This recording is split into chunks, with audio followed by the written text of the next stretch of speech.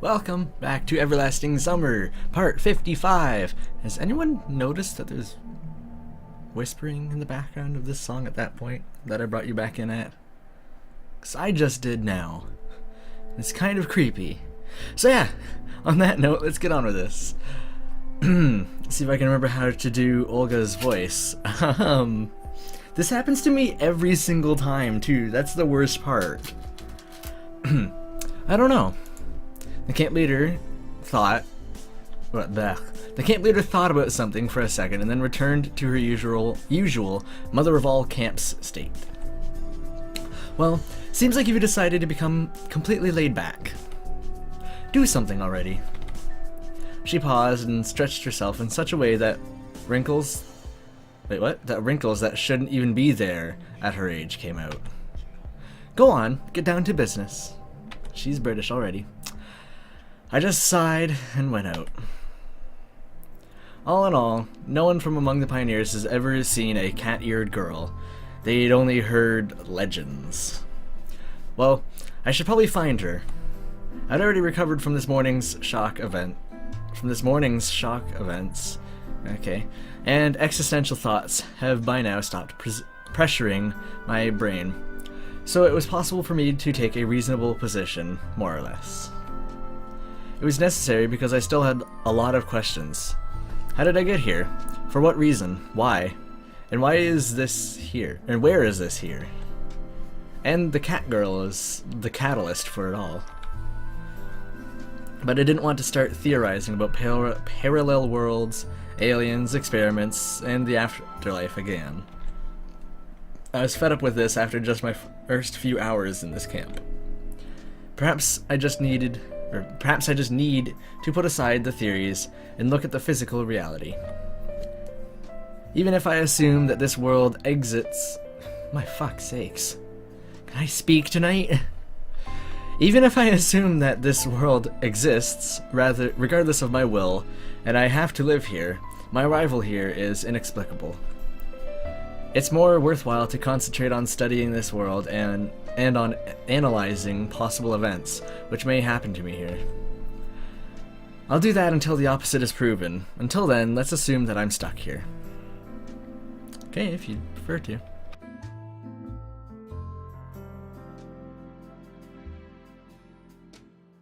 For the long haul, if not forever. I was hoping there'd be like more text that's long so I could stay muted for a second. I was moving my microphone.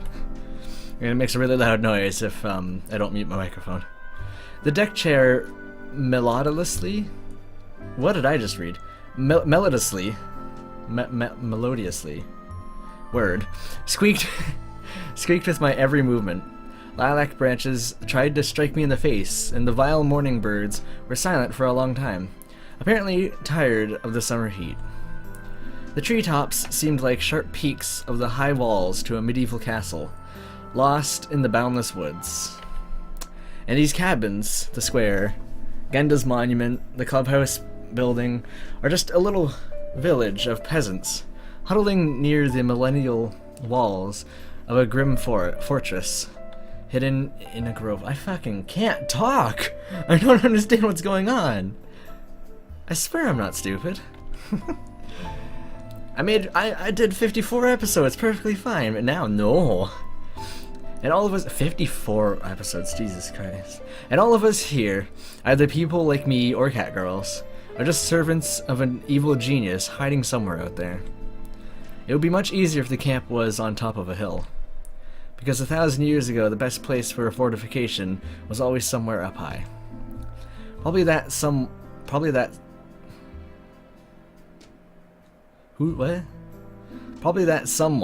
just has nothing to be afraid of. But in that case, he would not hide so carefully behind the treetops. I'm lost. Just whatever. I sighed and closed my eyes. My consciousness slowly started to desert me, and soon the whole world faded into darkness. Bus? Yeah, this is the bus scenes, but with different music.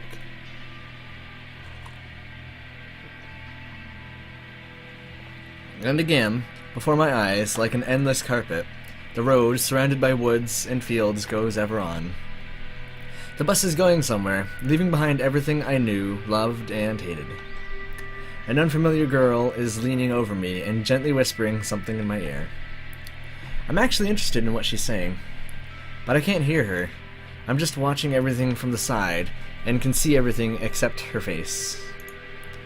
And hear everything except her words. And feel everything except my own life.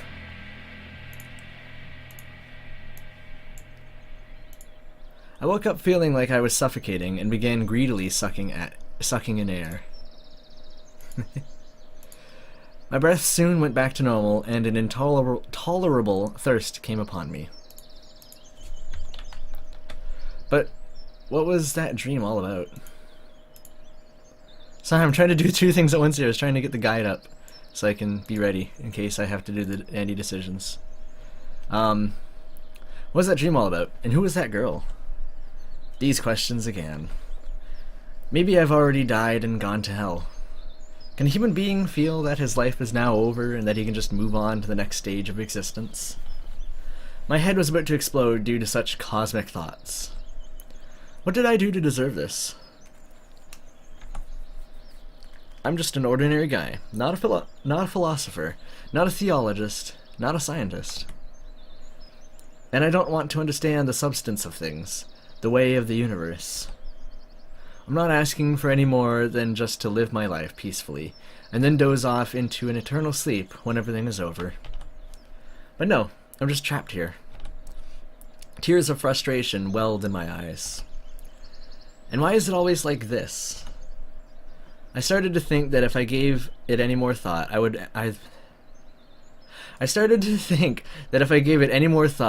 either understand the substance of all things, or go insane for good. Ultimately, it all started with a bus. I got in, went to sleep, and there was a girl. Perhaps one of the local pioneers. Maybe even that cat-eared one. Well, why not? I can't rule a single idea out. So I'm here now. My thoughts stopped. Tumbleweed rolled back and forth in my brain, bouncing around the organ which kept my ears from falling off. I'm not sure your skull is considered an organ, but okay. And that's all. Now I'm here, in hell, heaven, purgatory, or whatever. Looks like I'm going to spend the rest of eternity in this place. For some reason I fixated on this exact theory. It's strange that I didn't care about the fact that a spiritual being doesn't have basic human senses, sight, hearing, touch. All in all, at first glance, there was nothing different about me from my condition a week ago. Well, except for being a couple of years younger. Then what's so bad about what happened? I might even consider this a second chance. After all, it's not hard to get a job. I could rent a room in a hostel. Just rent the entire hotel. I'm 17 now. I'm still healthy. My brain is in an excellent state. My energy is at its peak. I might try to achieve something. But what had prevented me from doing so before? Was I really that old back then? I jammed like an old rifle, and without outside help, I wouldn't have escaped this cycle of self-reflection. Please just forgive me for all the fuck-ups. I don't know what's up with me tonight. Oh well. Fortunately, Lena soon appeared by the camp leader's cabin. Hi. I raised my eyes reluctantly and stared through her for a few seconds. Hello. She stopped, looked away, and blushed. Well, never mind. May I have a seat? Sure. Lena perched herself on the edge of a deck chair. There's more than one? What are you thinking about? I'm trying to understand the laws of this world. And how's it going? She asked seriously. Not too good. Perhaps they're beyond human comprehension. Then maybe you shouldn't bother. That's deep, Lena. That is very deep. But what should I do? I just have to. Why? And really, why? Does it happen to be of some vital urgency? I didn't really bother thinking about things like that in the past, and I lived in relative peace. And what has changed so drastically now? I won't think about it now either, and we'll be living in somewhat different conditions. But what's wrong with that? If there's no choice, I don't know. Seems that nothing is up to me. It looked like Lena wanted to say something, but she didn't. And you probably came to see Olga? Yes.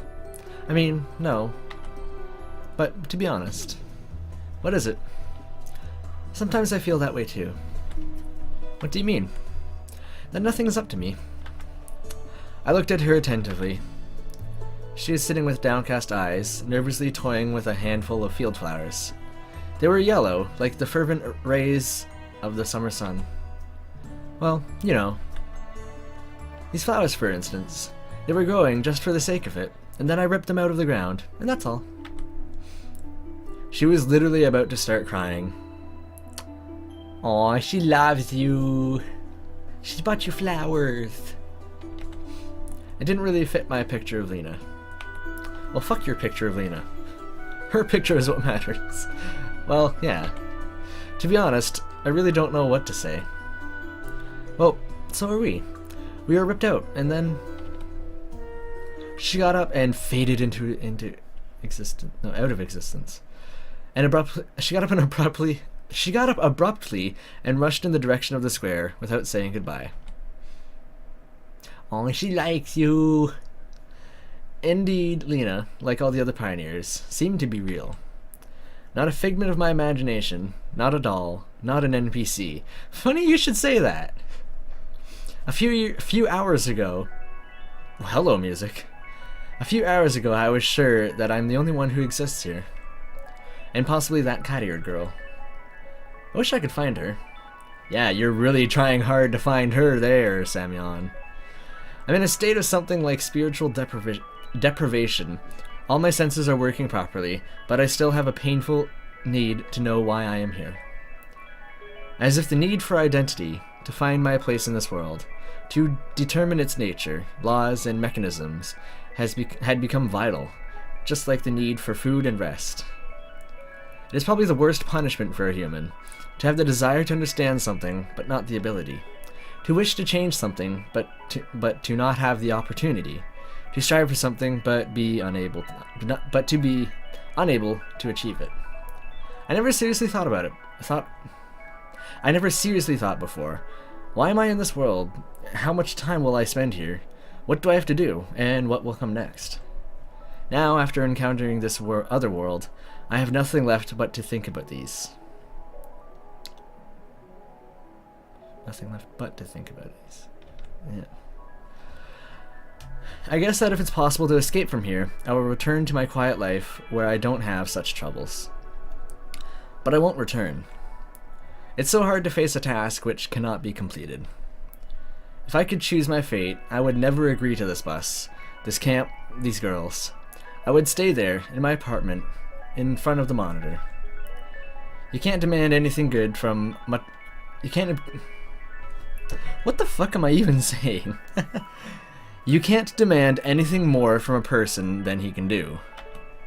It's better to spend the rest of your life working in the mine than trying to understand something that just won't fit into your head. After all, there's no other way. Of course, it is possible to make a valiant effort to try not to think, try to accept this reality and to start a new life. But it's not part of human nature to neglect everything that happens around you.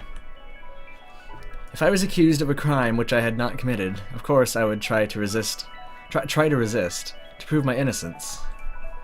No one would agree to live in jail instead of at home, whatever their home is like. And now it's me who is thrown from the world I was used to into this jail. Though it is boundless, though there are no walls or bars on the windows, it's still a jail. I did not ask for this, and my only desire for now is to return back home. And the only key out of here is hung just a bit higher than I can reach with a jump. And there's nothing helpful around. No chair, no stool, not even a small stone that could be put under my feet. and no one to help me. A few centimeters. Just a few centimeters separating me from freedom, from realizing everything. Maybe it's impossible to return back home, but at least I'll be able to escape from this jail. That is exactly what I've wanted for the last 5 days.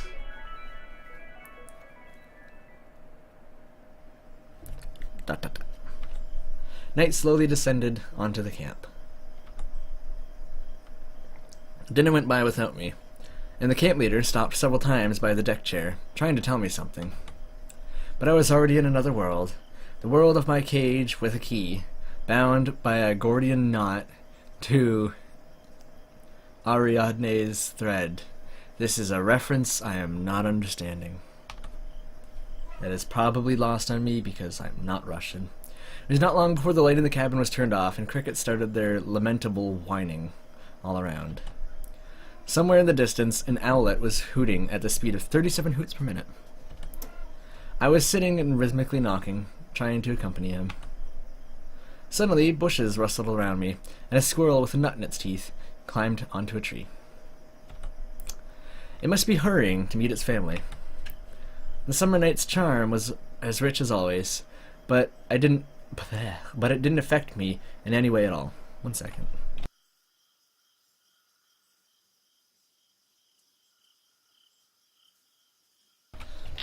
Hi, I was just making sure my microphone is completely plugged in, and apparently touching the XLR cable on my interface makes a very loud and surprising noise that I wasn't expecting.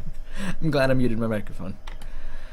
The mechanisms of my brain, and probably my soul, were in need of serious maintenance. Not just a slapdash repair of the bodywork and a new paint job. We're already halfway through this, we haven't even seen Yulya. Come on. I decided to take a walk. Because, well, we don't know if her name's Yulya. I'm just assuming it because it says Yulya's route. But that could be anything. Because thinking about it, I've been sitting in this deck chair for almost the whole day. I even took a small nap. Everyone in the camp was tired. The camp was sleeping.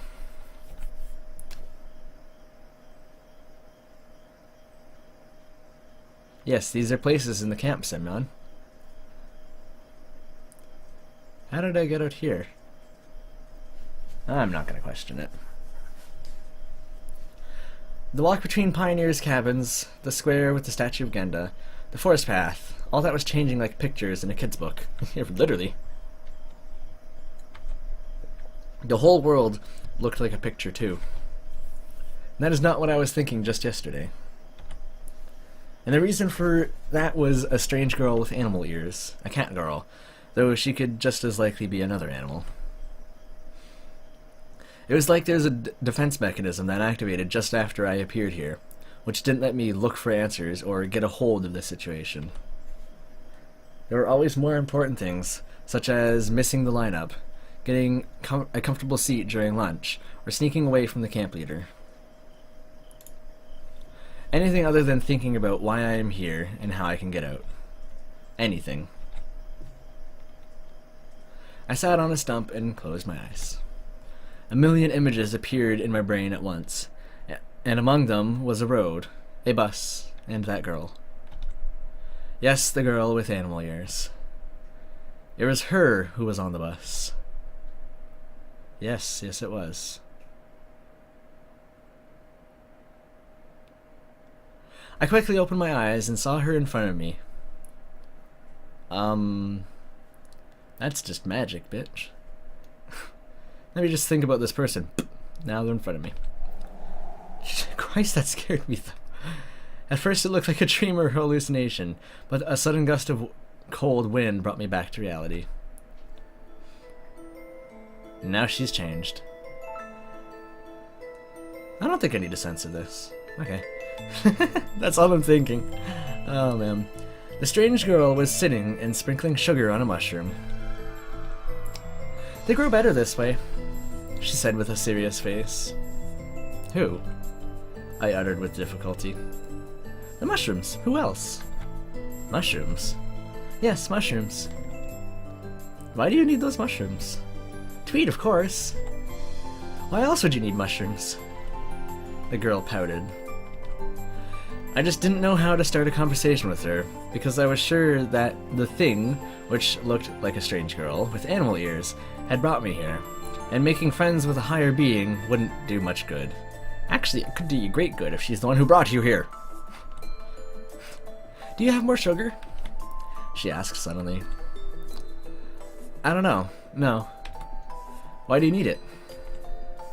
What do you mean, why? Clearly someone's not paying attention. I told you, for the mushrooms. They grow better that way. Despite everything, the girl looked totally normal. Except she has cat ears and a tail. Of course, you don't often see a human with animal ears and a tail, and they actually looked real. But apart from that, I can bring some. I don't know why I said that. Maybe I just wanted to earn her trust. As long as mind reading wasn't one of her abilities. That's alright, no need. There's enough. Good. And? What? Why did you come? What does she mean? Come to this glade or come to this camp? Or into this life? My head was about to explode from existential thoughts. Just a little bit more. And everything would become crystal clear. No, the answers and the understanding didn't appear from thin air. The safety device just cut in. Caution, doors are closing. No more people will fit in the train. The next stop is... The train was gone, and I stayed on the platform without my luggage, wearing a light jacket in the minus 20 degrees Celsius frost. Pfft, that's nothing. Come to Canada. Minus 31, bitch. That's what it hit last winter. That's almost the same in Fahrenheit. It's like negative 20 Fahrenheit. She has very square knees. Is this trying to tell me something? No, I'm not even going there. I was just having a walk. The words echoed hollowly. Hollowly? Is that a word? In my head. I felt like a Viking from the Middle Ages who stands alone against 100 enemies. No doubts, no regrets, only an iron will to die hard. I see. The girl answered without much interest and went back to her work. It was you, back there on the bus? Me? She replied lazily, without tearing herself away from the mushrooms. Why did you bring me here? I didn't bring you. Then who? I don't know. But were you in the bus? I was. And? What? Yelling at her was dangerous, but I couldn't help it. What? Answer me! I can't yell. It's fucking 4 AM. I can't yell. Did you ask something? Looks like this conversation doesn't bother her at all. Who are you? She looked at me in surprise. I am me. This I can't. Okay. Where are you from? I don't know. I've always been here.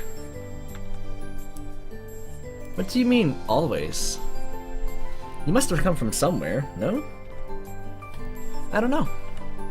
I doubted her for a moment that this is an omnipotent being before me. Of course, this girl is a little extraordinary, to be precise. Absolutely extraordinary. And she was with me in the bus then. But maybe she has nothing to do with my arrival here. Anything is possible. What do you know? Well, suddenly everything gets brighter. I know how to make supplies for winter. Look at this. Oh, and her expression changes. Do you like a slight little smile? She smiled with sweetness and ease. What supplies? Oh, never mind. We're going back to normal. You know. Well, you know, for the winter. Oh, I didn't even notice that the extra text. It could get cold.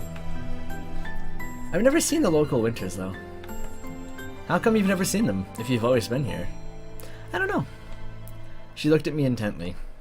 Anyway, you're boring as hell. Me? Yes, you. How do I bore you? Your stupid questions. Stupid?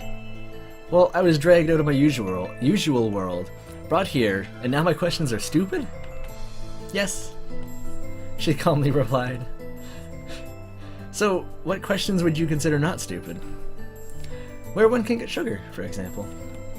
In the canteen. Where else? Plenty for you to steal. You're well known for doing that, I've heard. I do not steal. The animal-eared girl was outraged. I'm borrowing it. It comes back anyway. Comes back or not, I don't care.